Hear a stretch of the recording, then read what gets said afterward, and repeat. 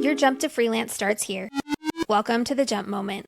Can you imagine going from burning out to impacting tens of thousands of people across 120 countries? That's a piece of Laura Howe's story. Laura shares with us the transition that she made to running Hope Made Strong. Hope Made Strong is an organization that equips churches to navigate the space of mental health. Prior to making the jump, Laura began feeling a restlessness and eventually began burning out. If you find yourself on the road to burnout, it may be difficult for you to dream big dreams. I love this conversation with Laura because she helps us understand that you can navigate burnout successfully. And on the other side of that burnout, it's possible to make major impact. One of the things that really jumped out to me was Laura mentioning that she still wrestles with imposter syndrome. Even though the Church Mental Health Summit is on track to reach 10,000 people and into 130 countries this year. That doesn't sound like an imposter to me. And yet, imposter syndrome remains. Something that I found to be particularly helpful in overcoming imposter syndrome is finding community. That's one of the main reasons I've started the Jump to Freelance group on Skool.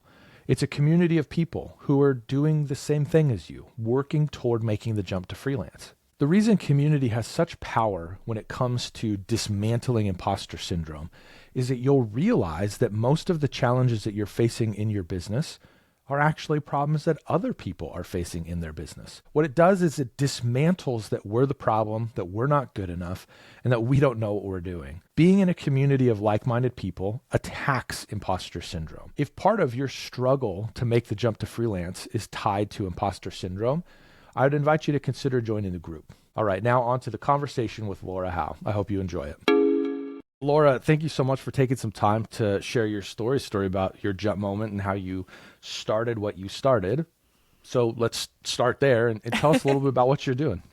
Yeah, I'm so excited to be here because these are the stories that I craved when I was just starting. It's like where you see the middle or the end of everyone's story and you're like, how did that happen? So, if my story could be helpful, I'm very, very much, I feel like I'm at the beginning or I'm at least in the middle. So hopefully something I can share helps. But what I'm leading right now is an organization called Hope Made Strong. And we are super passionate about equipping the local church to be spaces where people feel cared for and that they have a sense of belonging, that their congregation is safe, that the church recognizes the dignity and value of human life, and that we're able to offer hope in clear and practical ways. And so I do that through online courses, communities, have an annual event, and then partner with local churches around the world so that they can host and be champions of mental health in their own communities. So that's what we do at Hope Made Strong. I love it. I'm going to dig in a little bit just because I know a little bit more about it. So you say you have an online event. Yes. I mean, talk to me about the scope of this, because one thing I love about this conversation, for the creative listening, they may be thinking, well, I want to jump to freelance, but I'm a creative, and I don't know if this lady's a creative. I am not a creative in the traditional sense, we'll say. Yeah. But what I really a big part of where your story has impacted me is that when we make the jump to freelance, we're wrestling with like, how do I pay the bills? How do I, design enough logos this month to be fine? Like that's the mindset. But tell me about the scope of what this has become.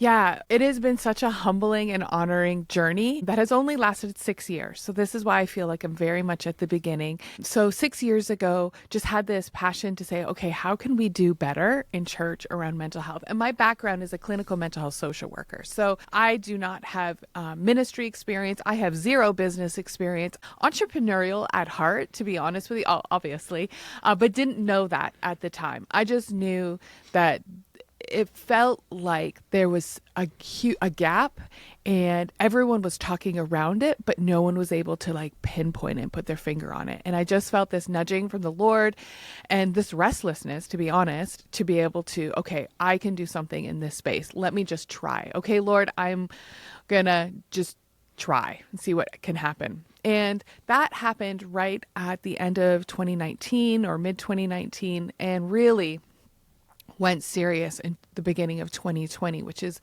when I'm from Canada. And so we definitely had a huge impact in the pandemic. And a very wise friend of mine, her name is Barbara. She was my very first business coach and a good friend to this day. And I frequently go to her for more advice and coaching. But she was like, Laura, all the speakers are at home. Do an event, because my initial intention was just to do a campaign, some posts, a blog, maybe put some stuff out there for, logos and things for people to share in their local church. And she's like, oh man, jump on it. This is the opportunity you've been waiting for.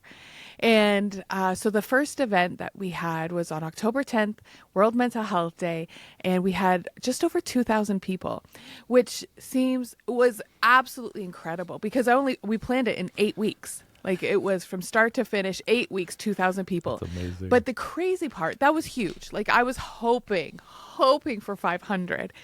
But the intensity of it hit me when I found out that there were 60 countries represented. And I'm from a small town where there are more cows than people. And so to think that people from 60 different countries, this was massive. The weight of the responsibility on that really impacted me. And now we are looking ahead at our 6th year on October 10th, World Mental Health Day, to do our 6th Church Mental Health Summit. And we are anticipating over 10,000 people across 120 to 130 countries. And it's just absolutely amazing what the Lord has done.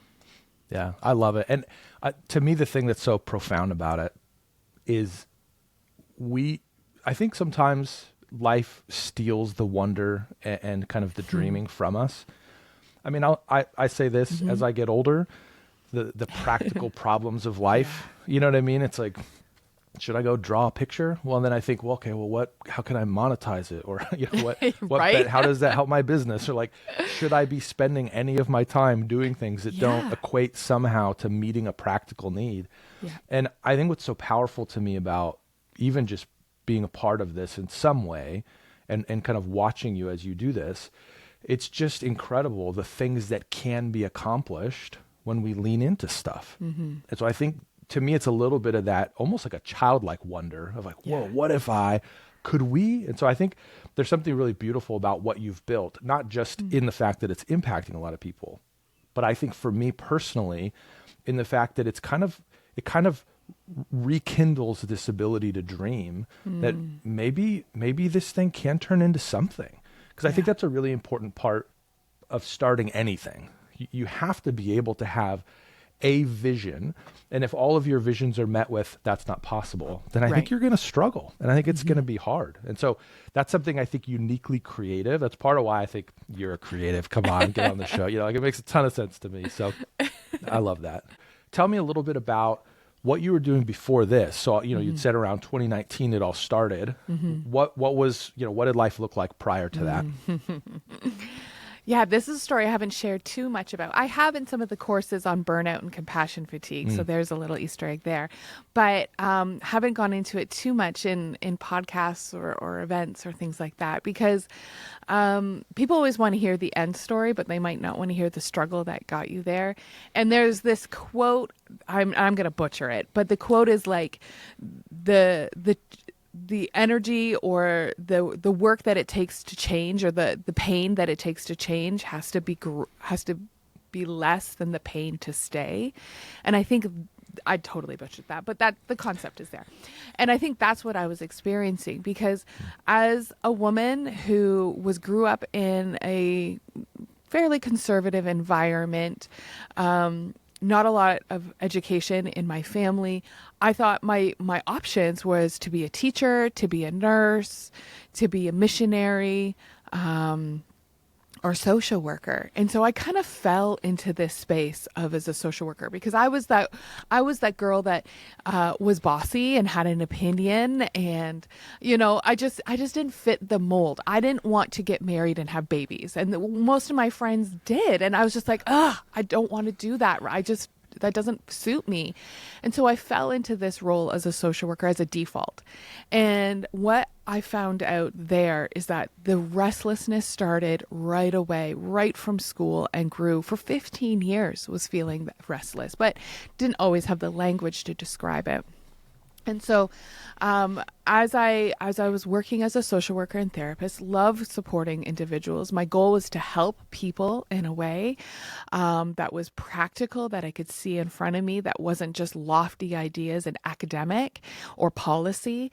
And so I really enjoyed the work that I did, working alongside those who were struggling with addictions and homelessness and serious mental illnesses. And it was really amazing work. But I noticed that my colleagues around me were growing and feeling fulfilled and excited about diving deeper and deeper into the area. And I was getting more restless, wanting to look, okay, how can I take a different course, or how can I do program development, or how can I do management, or how can I do a project? And so I changed a lot of roles in that work. And one time I took an opportunity to get my project management certifications. And I walked into that. It was at a local university, and I walked in and sat down, and it was a bunch of construction workers and all different people. I was like the only human services person in the room, and it was like a light turned on. I was like, oh, they think like me.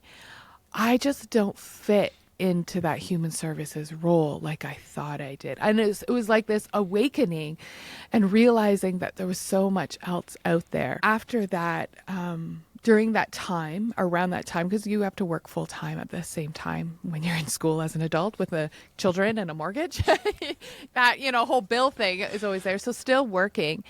And on my caseload was a lot of really amazing people who experienced a lot of horrific trauma, especially war trauma and refugees. And so, 4 or 5 days a week, I would be hearing stories of trauma and sadness and hopelessness and struggle. And that weighs on a person. And for the most part, I did a good job in compartmentalizing it. But man, the dam broke at one point in time, and I just really needed to focus on being well. So with the support of my workplace and my doctor, I took a couple of months off of work, saw a counselor, cried at all the things you cry at, and angry at all the other things I was angry at, and then just rediscovered the love of friendship and my kids and peace. And, it's still always a journey. It's always a journey once you open that wound, but just learned how to care for myself. And in that space, I really recognized, wow, our local churches are places that can do so much good work. And so it was just the Lord working on my heart during that time. And so I went back to work, and then honestly, it's so cliche, but just woke up with this idea. My husband was away, so couldn't sleep one night, and just had was just writing out in a journal these ideas. Okay, how can we equip the church to do better? Because I, as a leader, both as a volunteer lay leader in my church, as well as a leader in my community, struggled and found myself suffering with anxiety and depression and burnout and all of these things. So how much more must other leaders in ministry and in corporate and other leaders also suffer in silence? And so that was kind of the catalyst or the preamble before Hope Made Strong began. But it's definitely been an awareness. So I look back now and I was like, oh, I was a good social worker because I was a great project manager. I don't recommend any therapists project manage their people. That is not ethical or healthy. But when I look back, I can recognize, oh, those are the skills that I had and why I did decently in my career, my first career. Yeah, you were bringing your skill set to the table. Mm-hmm. It's just not the native skill set that most at that table are wielding. And right. So you did well with it, but but it's different than kind of the normative approach. That's great. So, in a lot of ways, that kind of describes that moment of, this is when I began dreaming, but that's a whole lot different than I'm going to completely change my vocational trajectory. Yes. What, it kind of makes me laugh in my head. I'm thinking to myself, You have this idea, your husband's not there to tell you like, come on, like that's a dream, you know what I mean? So in a sense you have kind of this free reign to dream a little bit more wildly, you know, but like what was it that then became, I'm going to do something about this dream? Well, I recognize the space of privilege that I had in that my family's survival did not depend on my income. So absolutely I contributed to bills, and my income was definitely necessary for us to survive. I didn't carry the weight of that solo. And so there was that freedom to be able to explore. And so I went back to my workplace, and there was an opening for a job share option. So just 4 months after I went back to work, a job share opening came up, and I wasn't well, Matt. Like, to be honest, my husband was just like, if you will be happy, if this will fulfill you, if this will soothe your soul, if this is like, let's pursue this, because, you know, I just was not in a healthy space. Our marriage was not in a healthy space. My emotions, my mental health was not in a healthy space. And so it was like, okay, anything is better than this. So that pain of staying was greater than the pain of change. And so when the opportunity came up of a job share, I took it. And so then I went down essentially 3/4 time in my career and just played around with the idea. I talked with a couple friends, and they're like, oh, you should talk to so-and-so. You should talk to my friend Barbara. You should talk to my friend Chuck. You should talk to my friend. And so I just was curious and willing to make mistakes. And so I just started talking with people saying, is this a problem? Is this in my head? Are other people seeing this? And then people kept confirming the idea, confirming it. The idea was not perfect. Like what Hope Made Strong started as versus what it is now is there is a significant difference. There's a lot of iterations that happened in the past 6 years. But that progress over perfection, I was willing to embrace that and willing to take the wisdom of coaches and mentors. Yeah, that's good. Well, I love there's such a hindsight that comes obviously from kind of being in this for a little while, but so many people are hesitant to make that initial jump because they don't feel like they have the final prototype. I'm not finished yet. I'm like, right. Like, this is just the beginning. Like the jump is when you start, you test, you know what I mean? You have your first idea, and pretty quickly you realize, oh, that's not going to work long term, right. You know, great. So now you're on that track though, to start revising and improving. It's almost, it's almost like you have to get those things out of the way before you can begin discovering the gems that are, kind of hidden amongst it all. You're right in that it is hindsight, because I'm going to be honest with you. I thought I had to have the first prototype perfect. And in a sense, I did. I created an online course that was 19 modules long. It would take, it was a high ticket item. It was all about burnout and compassion fatigue for ministry leaders. Like, it was, and still is, a really great program, but it wasn't the right fit. It wasn't the time. It wasn't the people. It wasn't the place. So even though I did think it was perfect, it wasn't. And so now I'm much, much more willing to start with a half-baked idea, because, even if you do get it perfect, the industry, the market, the people are going to tell you otherwise. Your perfect isn't what people are buying. No. It needs to be perfect for them. Right. And that's such a paradigm shift, especially in the creative space. All the little subtleties are going to be dialed in. It's going to be fantastic. Nobody cares because it missed the mark, or it doesn't serve the need that they have, or there's all sorts of problems. Yeah, and when you try, at least my experience, when I'd made it perfect and it fell flat in its face, it hurt. Yep. Like, it made me question, am I doing this? Was this just pride? Was this me trying to push another door open? Okay, God, am I doing the right thing? So when my perfection fell short, then it made me question my path. And so I think that if I could go back, that is one thing that I would definitely do different. That's a real good insight. I was actually just mentioned this to my wife yesterday. Did I just invent this? Like, is this something I just think is neat? Right? Is this going to be helpful? It's a perpetual thing. It keeps coming back. And so it's a good lesson to try to learn as many times as you can.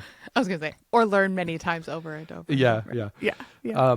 So, for a lot of people, there's this hesitation or fear, a thing that kind of prevents you from making the jump. Mm-hmm. Was there something in your circumstances that was that way? It was, I think, a condition of the time, because COVID also hit, and I'm in the mental health space. So we were very, very busy at work. And so I was just doing what I can, The Church Mental Health Summit, the very first summit, October 10th.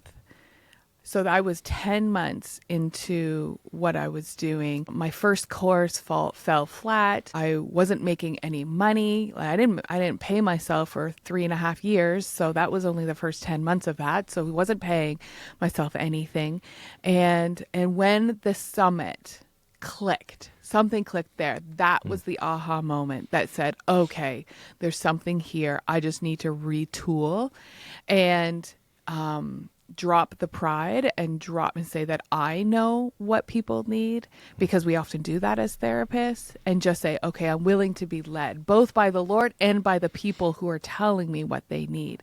And so that's when the iterations happened. And it's hard to start from scratch when you've invested so much and it cost you so much. Like, we are investing personal funds into this and right. So but it's hard. But when something small clicks, you're like, oh, okay, I'm going to walk through that door. And for me, that was the summit. Yeah, that's great. I love how that's the point where your perspective began to shift to say, I'm going to listen to a different audience, in a sense, as opposed to me just emanating solutions. Yes. Which, for the record, creatives are pretty good at that. So that's not a unique trait to therapists. I mean, we will come in and tell you why everything is wrong according to our perspective. But in order to be successful, you really do have to shed that approach, because it's just not going to yield results over time. And it'll set you up for these big emotional letdowns of, Huge. I've poured everything into this thing, and it's either just not what people want, they're not ready for it yet, you're not ready for it yet. So now having traveled this road, and you said that it's the 6th summit that's coming, is that correct? Yeah. So the 6th summit is coming. You're now in 120 to 130 countries, 10,000 attendees, not to mention all of the other things that you're doing.